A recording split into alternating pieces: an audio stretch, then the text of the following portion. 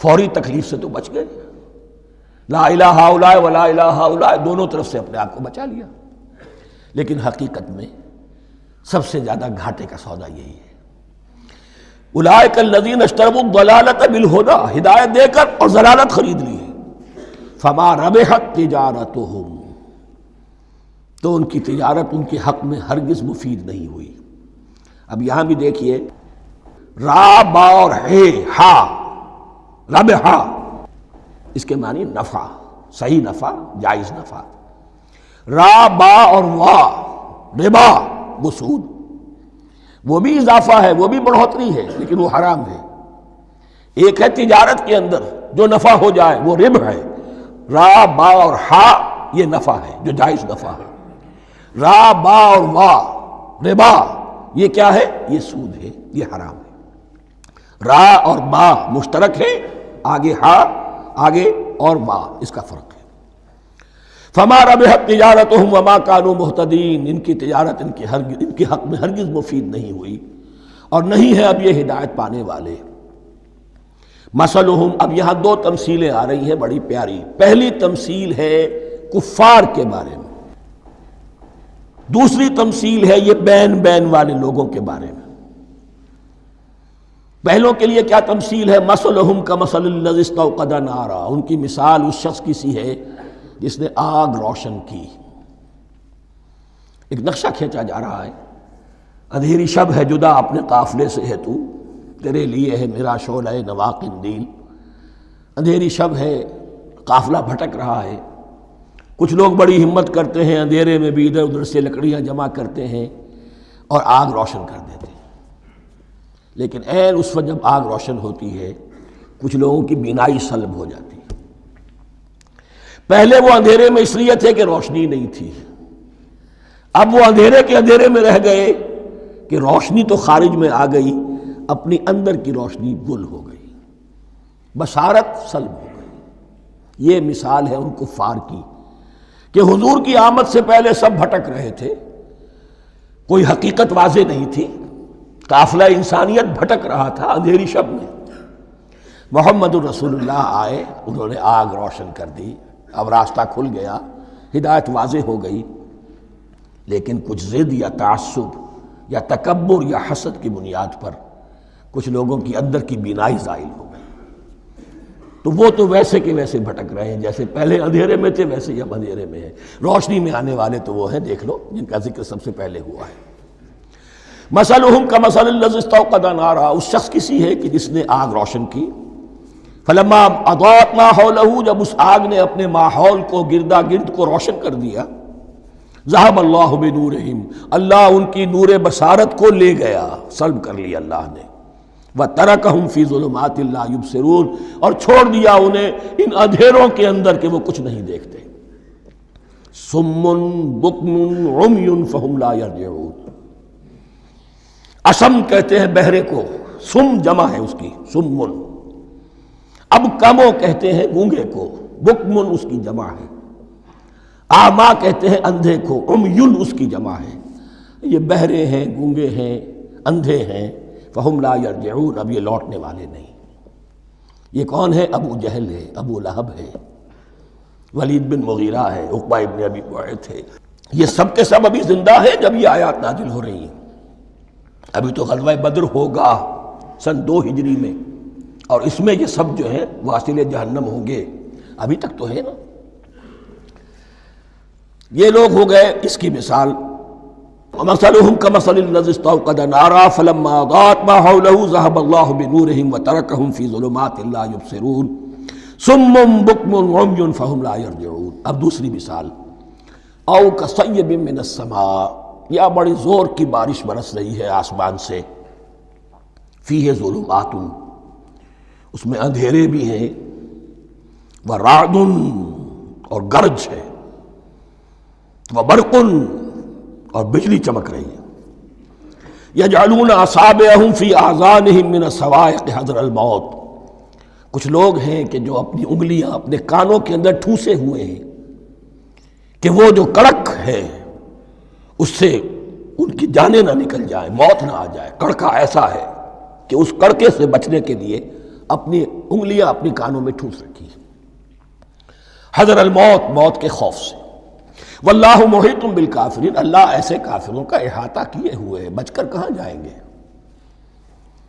یکاد البرق یخطف ابصارہم، قریب ہے کہ بجلی ان کی نگاہوں کو لے جائے، ان کی بینائی کو سلب کر لے۔ کلما اضاء لہم، لیکن ہوتا کیا ہے، جب ذرا روشنی ہوئی تو چل لیے، مشوا فیہ، بجلی چمکی، کچھ نظر آ گیا دائیں بائیں تو کچھ تھوڑا سا چل لیے۔ وَإِذَا أَظْلَمَ عَلَيْهِمْ، اور جب تاریکی ان پر طاری ہو گئی، قاموا، کھڑے کے کھڑے رہ گئے۔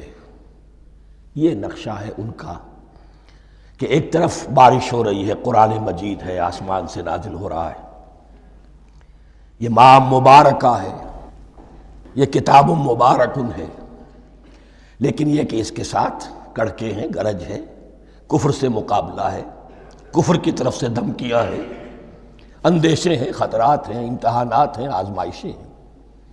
ذرا کہیں حالات کچھ بہتر ہوئے، کچھ جسے بریدنگ سپیس کہتے ہیں ملی، تو تھوڑا سا چل لیے، ہم بھی مسلمان ہیں، کوئی خاص موقع نہیں ہے، کسی جنگ کے لیے بلایا نہیں جا رہا ہے، تو بڑھ چڑھ کے باتیں کر رہے ہیں، اپنے ایمان کا اظہار بھی کر رہے ہیں۔ جیسے ہی کوئی آزمائش آئی، قاموا، چھٹک کر کھڑے کے کھڑے رہ گئے۔ وَلَوْ شَاءَ اللَّهُ لَذَهَبَ بِسَمْعِهِمْ وَأَبْصَارِهِمْ، اللہ چاہتا تو ان کی سماعت اور بصارت کو بھی سلب کر لیتا، لیکن اللہ کا قانون یہی ہے، جو جہاں رہنا چاہے اس نے آزادی ارادہ دی ہے انسان کو۔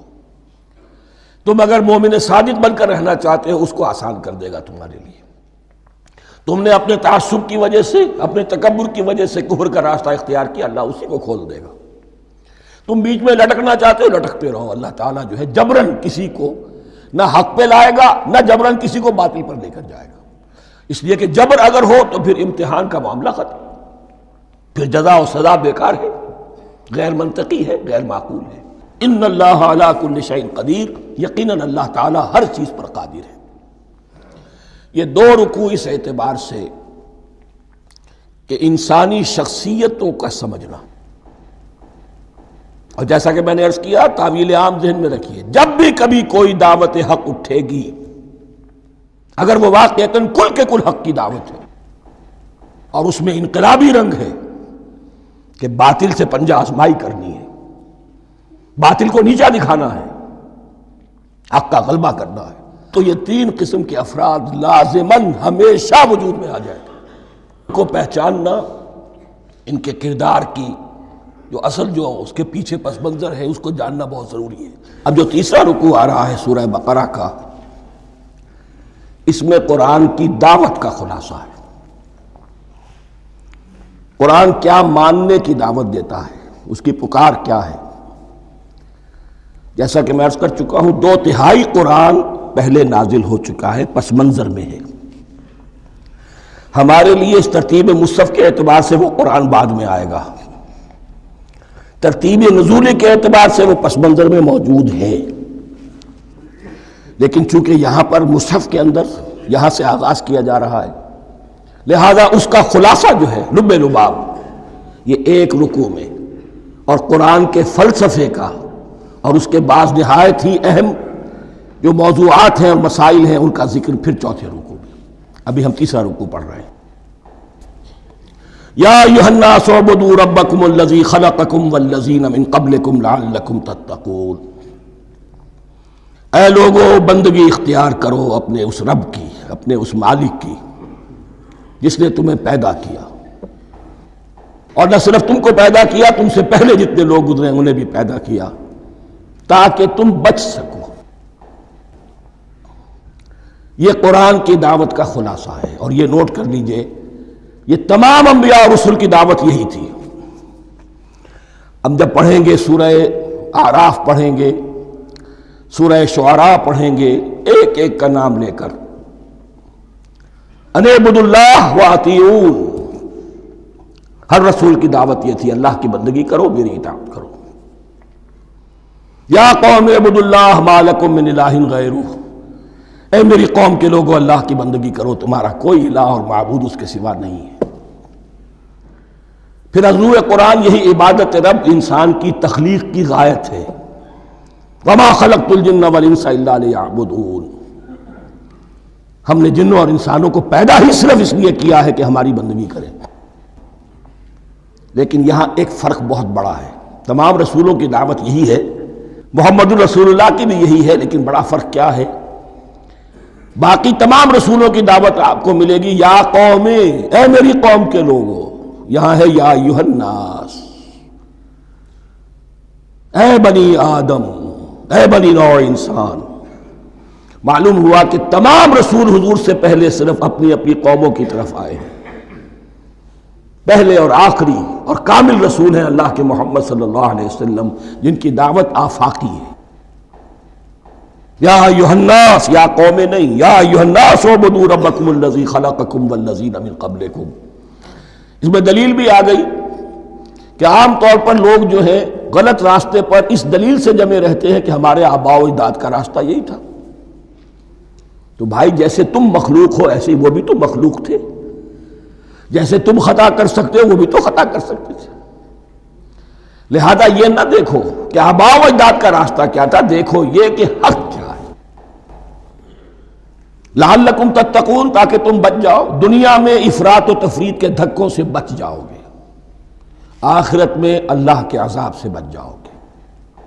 ان دونوں سے اگر بچنا ہے تو اللہ کی بندگی کی روش اختیار کرو. اچھا کس رب کی؟